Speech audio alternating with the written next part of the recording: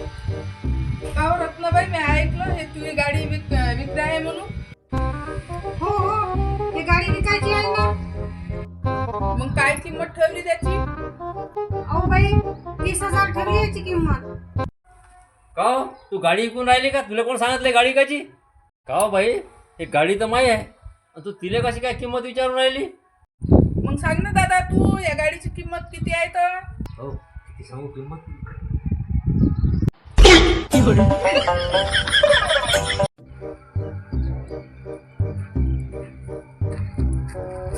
आता बरं वाटते का मालूबाई तुम्हाला?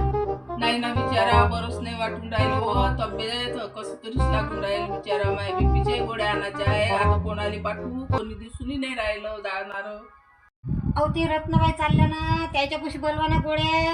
ओ रत्ना रत्ना, थांब, कुठं चालली तू? काय म्हणता हो बाई? अहो मी मार्केटमध्ये चालली होती ना. काहून तुम्हाला काही आणायचं आहे का? अहो थांब थांब, माय की नाही एवढ्या बीपीच्या गोळ्या आणजो बरं. बरं द्या. ह्या आहेत का बीपीच्या गोळ्या? हो.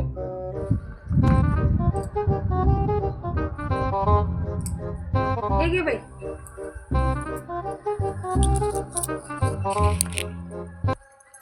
काय करू राहिली हो तू? अहो पाकिट कुठं नेऊ सांग? फोटो काढून घेतला त्याचा. आणि पैसे गिशी दे ना हो बाई.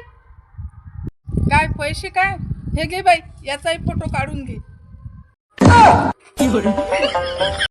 रत्ना, तुले सांगू काय, बिचारे काल मला स्वप्न पडलं. त्या स्वप्नात की नाही मला 50 लाख रुपये सापडले. नाही बाई, 50 लाख रुपये? मग तुले सांगू काय रत्ना, मी एवढी खुश झाली का तुले सांगू शकत नाही. मी त्या स्वप्नातच स्वप्न पाहिलं की दिवस कधी निघते आणि कधी नाही, आणि ते पैसे मी कधी खर्च करतो आणि कधी नाही. हो का हो? मग काय झालं? मग काय झालं, माझी झोपच उडून गेली. पागल, झोप उडायच्या आधी बँकेत काऊन नाही जमा करून आली व? अहो रत्ना रत्ना, मला की बिचारे पैशाचं अर्जंट काम आहे. हा मोबाईल मला विकायचा आहे. बस विकायचा आहे? कितीला विकायचा आहे हो बाई? अहो, चोरून गिरून तर नाही आणला हो तू ना? मी नाही घेतो बाई हा मोबाईल चोरीगिरीचा असं. नाही ना बिचारे, ओरिजिनल कंपनीचा आहे. आयफोन आयफोन काय ना, कंपनीचा आहे कंपनीचा. हा 1.5 लाखाचा आहे म्हटलं. मी तुला 50,000च देतो. हो का हो? त्याच्यात सिम आयडियाचं आहे काय? पाय बरं आयडियाचं. हो, आयडियाच आहे.